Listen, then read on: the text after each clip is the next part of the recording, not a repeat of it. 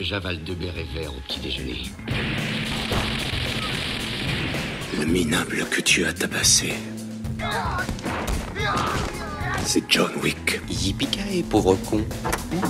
Va falloir qu'on se démerde seul, ma couille. Bonjour à toutes et à tous et bienvenue dans ce dernier huitième de finale du tournoi des meilleurs films d'action de tous les temps. Et aujourd'hui on a deux films très spéciaux parce que voilà, c'est des films qui sont pas hyper mainstream et ça me fait plaisir de vous les présenter. Et donc les deux films qui s'opposent pour la dernière place disponible en quart de finale sont The Killer de John Woo et Assaut sur Central 13 de John Carpenter. Vous connaissez le principe du tournoi, vous devez voter pendant cette vidéo en cliquant sur la petite annotation qui est en haut à gauche, là, en haut à droite plutôt, excusez-moi, pour vous voter pour celui que vous considérez étant le meilleur film d'action des deux, et celui-là passera en quart de finale et affrontera le gagnant de l'autre huitième de finale d'à côté qui était Rambo 2 contre Aliens. Et je commence tout de suite ma présentation avec Assaut de John Carpenter, sorti en 1976. Assaut, c'est un film qui a un scénario très efficace, très simple, c'est vraiment un high concept, il est basé autour d'une seule idée, qui est d'enfermer plusieurs personnes dans un commissariat, alors qu'un gang va essayer d'attaquer le commissariat inlassablement pendant une nuit. J'en ai parlé récemment dans ma vidéo sur les jeux vidéo, parce que oui, il y a un concept qui est vraiment la base d'un concept de gameplay de jeux vidéo, qui est celui de la horde, avec des gens qui sont à un endroit, qui doivent défendre l'endroit, et qui sont inlassablement attaqués par des vagues d'ennemis. Et c'est vraiment ça qu'on retrouve dans Assaut sur Central 13. Alors il y a beaucoup de choses qui font que c'est beaucoup plus que juste ce concept-là, notamment les personnages. Ce qui est génial, c'est que tous les personnages sont vraiment humanistes dans le film, il y a une vraie force qui se dégage de tous les rôles. Alors on a le personnage d'un criminel qui s'appelle Napoléon, qui est quelqu'un, on comprend pas vraiment, c'est un tueur et tout, mais il dégage une forme de sympathie, de noblesse, c'est un personnage qui est vraiment hyper charismatique, et ce qui est intéressant, c'est qu'il est donc opposé à plusieurs policiers, parce qu'il est dans un commissariat qui est en train de fermer, donc il n'y a plus beaucoup de personnel, et donc il est opposé à un policier qui lui est là pour garder le commissariat cette nuit-là, et c'est un mec qui a directement du respect pour lui, il y a vraiment un respect chez ces deux personnages dès le départ du film, et donc il y a presque une espèce de légère bromance qui se développe pendant le film, et j'ai vraiment bien aimé la relation entre ces deux personnages. Il n'y a vraiment pas de connards dans le film, quoi. Tous les personnages sont sympathiques, sont aidants, essaient de comprendre les autres, enfin voilà, il n'y a personne qui fait une mauvaise décision à un mauvais moment et qui met tout le monde dans la merde, quoi. Ça se passe pas du tout comme ça, et c'est assez inattendu dans un scénario comme ça, on pourrait toujours se dire qu'il y a quelqu'un qui va foutre la merde, qui va faire des erreurs, qui va faire que certaines personnes se font tuer, et c'est vraiment pas comme ça que ça se passe. Il y a Laurie Zimmer qui joue le rôle de Lade, et qui est pour moi une des plus grosses badass de l'histoire du cinéma, quoi. Son rôle est tout con, elle joue genre la standardiste du commissariat, mais qu'est-ce qu'elle est badass. Il y a une séquence, elle se prend une balle dans le bras, elle ne moufte pas, quoi, elle est là, stoïque, elle continue à buter des gars, enfin vraiment c'est une meuf qui est pas du tout sexualisée, qui est hyper mais coriace, quoi, elle a des punchlines de ouf, elle remet tout le monde à sa place, ça m'a marqué, quoi. Je me suis dit mais putain, pourquoi on parle jamais de ce personnage féminin qui était en 76 et qui fout déjà une claque à tous les autres personnages de femmes fortes qui ont été faits dans le cinéma hollywoodien après, quoi. Franchement, j'en ai pas trouvé des mieux dans ma tête, j'ai essayé de me faire une rétrospective des femmes fortes les plus importantes du cinéma, et je trouvais que ce rôle-là, il était au top de ma pyramide. C'est un film qui est hyper cruel, hein. Il y a un gamin qui se fait buter hyper rapidement de manière totalement horrible, et c'est toujours quelque chose de très spécial dans un film de buter un gamin, honnêtement, c'est un acte de la part d'un réalisateur qui est compliqué à assumer, et là, j'avoue que ça te choque, quoi, parce que what the fuck, quoi, putain, on bute pas des gamins, on bute pas des gamins comme ça, quoi. Donc ça, j'avoue que c'était un peu dur. Après, ça participe à l'ambiance, parce que voilà, on est dans une ville qui est Los Angeles, qui est sans pitié, qui a des gangs comme ça, on comprend pas trop ce qui leur passe par la tête, d'ailleurs, ces gangs, mais on comprend que c'est pire que le western, que c'est vraiment le Far West, enfin, c'est l'enfer. Il y a les gangs, ils ont ni foi ni loi, elles sont prêtes à tuer qui veut, même un gamin qui bouffe une glace, enfin, voilà, c'est horrible. Donc cette séquence, elle est horrible. Elle trouve une certaine forme de justification dans le film, mine de rien. Bon, on est quand même dans le tournoi des films d'action, donc en termes d'action, Assaut sur Central 13, c'est un peu bâtard de l'avoir mis dans cette catégorie, parce que il y a de l'action, mais c'est pas de l'action qui vraiment va te décaper la tronche, quoi. On est dans un commissariat, on est dans un espèce de huis clos,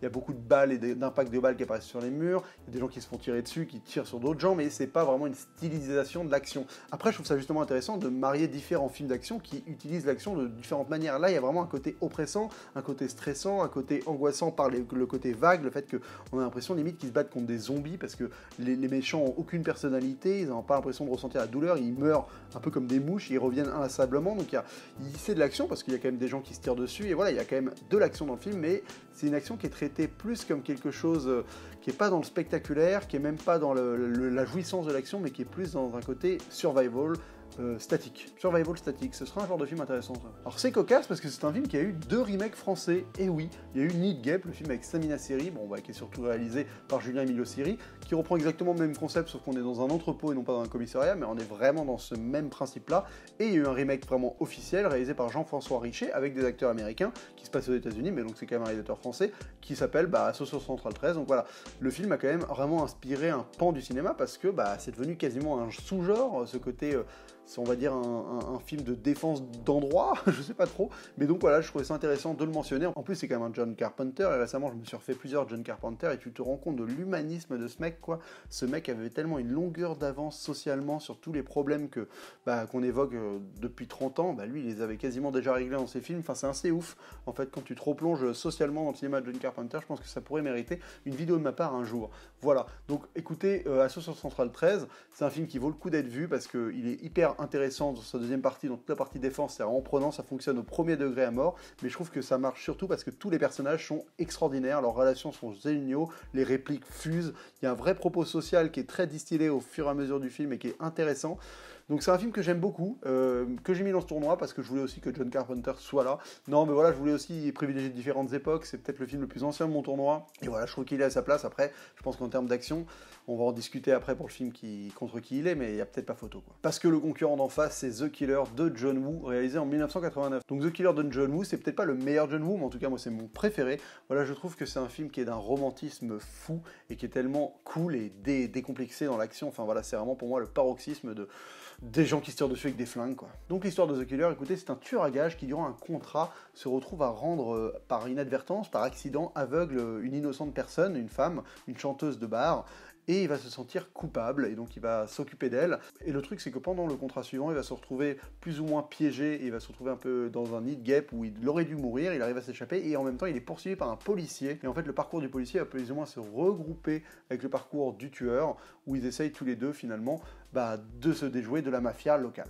Donc comme je disais, c'est vraiment un film qui est hyper romantique, mais la mise en scène de John Woo le rend romantique. C'est un film où tout est stylisé à mort, où on a des gros plans au ralenti sur des regards, on a vraiment des choses qui sont de l'ordre de l'onirisme dans un film où c'est des gens qui se tirent dessus avec des flingues, quoi. Et ça c'est beau, quoi. Ça fait rêver quand je vois un film d'action qui met à la fois l'action vraiment au firmament de sa classe, parce que les séquences de gunfight sont magistrales, et notamment pour une raison, qui est que John Woo, pour moi, c'est en fait un maître, non pas dans le découpage, non pas dans la virtuosité de ses mouvements de caméra. Pour moi, c'est en fait la vraie force de John Woo dans l'action, c'est pas ça. Pour moi, sa vraie force, et je ferai aussi une vidéo sur ce sujet un jour, c'est la destruction. John Woo, en fait, il a un art pour réussir à jalonner sa séquence de multiples destructions, qui fait qu'on a toujours un repère temporel de l'usure des scènes d'action, quoi. C'est-à-dire qu'elles avancent et tout est détruit de plus en plus, et on sent en fait l'impact de la violence, quoi, à travers le décor, à travers la destruction que ça engendre, parce que ça tire à tout va, les murs explosent, les gens se font percuter par des multiples balles,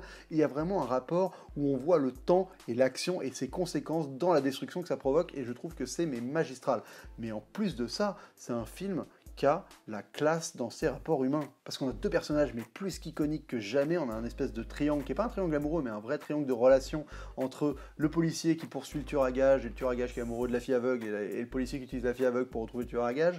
Et on a cette espèce de respect qui va se créer mutuellement entre le policier et le tueur à gages, qui vont finir par vraiment avoir une espèce de bromance aussi, quoi. On est vraiment sur deux bromances intéressantes entre Assaut sur Central 13 et The Killer, parce que voilà, les deux vont gagner un respect mutuel et vont finir par s'associer dans la scène finale qui est magistrale, quoi, qui est de l'ordre de la destruction totale, de la fusillade de ouf, dans une église. C'est vraiment le pied. Si t'aimes voir des gens se faire tirer dessus, c'est le bonheur. Mais cette relation, elle progresse grâce à des scènes clés, notamment plusieurs confrontations flingue face à flingue, quoi. Vraiment, les deux mecs se braquent mutuellement plusieurs fois. Il y a une scène dans un hôpital avec un enfant qui est géniale en termes de suspense, pas pareil, d'onirisme, de manière dont il y a vraiment une forme de romantique. J'ai pas d'autre mot que le romantisme en fait dans ce film, parce que tout dégage une forme de romanesque, de stylisation amoureuse, classe. On a l'impression que les gens dansent quand ils se tirent dessus. Enfin, c'est pas assez particulier, mais j'ai pas le mot pour expliquer à quel point ce film a la classe, quoi. En plus de ça, c'est probablement le meilleur film Hitman qui a jamais été fait, parce que on est quand même sur un tueur à gages, et il y a une séquence d'assassinat au sniper avec des bateaux que je trouve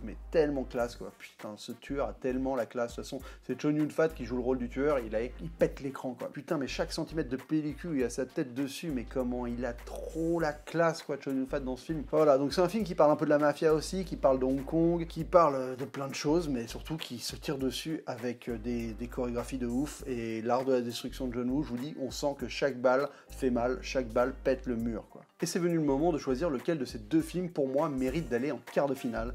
Et écoutez, le choix est pas évident parce que c'est deux films très différents qui proposent tous les deux des visions très particulières de l'action et de la société.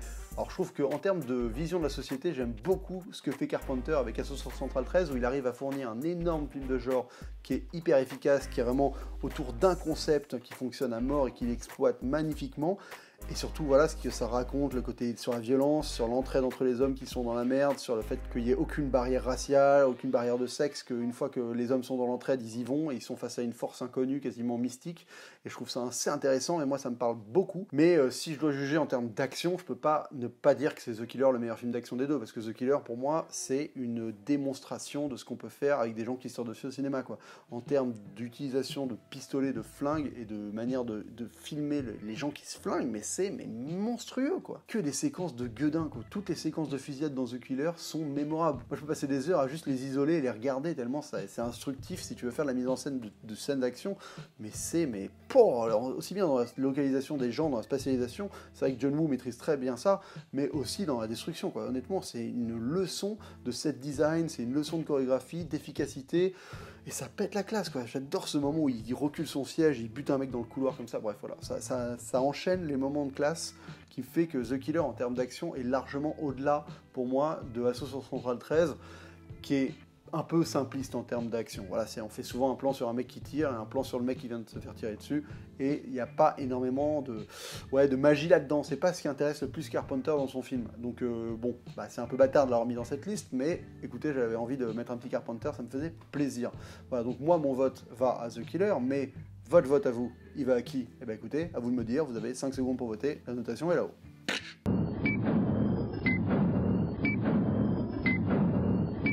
Et ben voilà, j'espère que vous avez voté, j'espère que vous avez pris votre pied à redécouvrir ces deux films avec moi. Moi, en tout cas, ça m'a fait plaisir de me replonger dans chacun de ces deux films pour cette vidéo, parce que voilà, je les ai revus pour l'occasion, et c'est vrai que ça fait du bien, quoi, de se remettre des vieux films comme ça, en ayant un peu un objectif en tête, d'essayer de cerner l'action dans ces films-là. Ouais, c'est une bonne manière aussi de revoir les films, ça motive un peu à se bouger le cul pour voir des films qu'on n'aurait pas forcément envie de voir ou de revoir. Donc voilà, j'espère que je suis content avec ces premiers huitièmes de finale. Il y a plein de gens qui ont découvert par exemple Time and Tide, et ça m'a fait vraiment plaisir de voir vos commentaires sur les gens qui sont allés, qui ont fait l'effort d'aller voir ce film pour se permettre de voter pour Die Hard 3 ou Time and Tide. Si t'as pas vu un des deux, c'est vrai que tu vas voter pour celui que t'as vu, évidemment. Ça m'a fait plaisir vraiment ceux qui ont fait la démarche d'aller voir Time and Tide, parce que c'est quand même une claque, on est d'accord. Ceux qui ont découvert Time and Tide, vous pouvez témoigner. Lapin Blanc, par exemple, je sais que t'es allé voir Time and Tide, et je suis content d'avoir fait découvrir ça, parce que c'est un film qui mérite vraiment d'être vu, quoi, qui, en termes de mise en scène, c'est quand même, waouh, qu'est-ce que je me prends dans la tronche, quoi.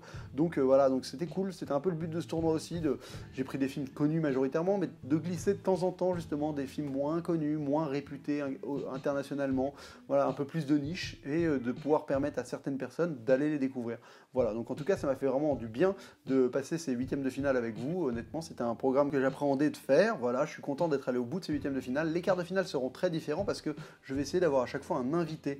Donc j'aurai déjà David de Film Talker pour parler d'un des quarts de finale. J'ai Régé le Gorilla pour parler des quarts de finale. J'aurai Valérian de Cinefiles pour parler d'un des quarts de finale. Et le dernier invité, pour le moment, c'est encore un mystère. Mais voilà, je vais changer un peu la donne. Comme ça, ce sera pas moi qui vais dire la même chose. Ce seront d'autres gens qui vont peut-être dire la même chose que moi, parce que ça se trouve, je suis hyper pertinent et je suis capable de dire exactement ce que les gens pensent sur tous les films. Mais non, et voilà, chacun va donner un peu leur avis et pourquoi, et voilà. Donc ça va être des vidéos très différentes de celles que vous avez vues là, mais ça me fait plaisir aussi de pouvoir varier justement les plaisirs. Écoutez, c'est tout pour cette vidéo. Merci à tous d'avoir participé au tournoi. N'hésitez pas à aller voir les autres vidéos et on se retrouve très vite pour de prochaines vidéos. Et d'ici là, j'ai envie de vous dire que bonne toile.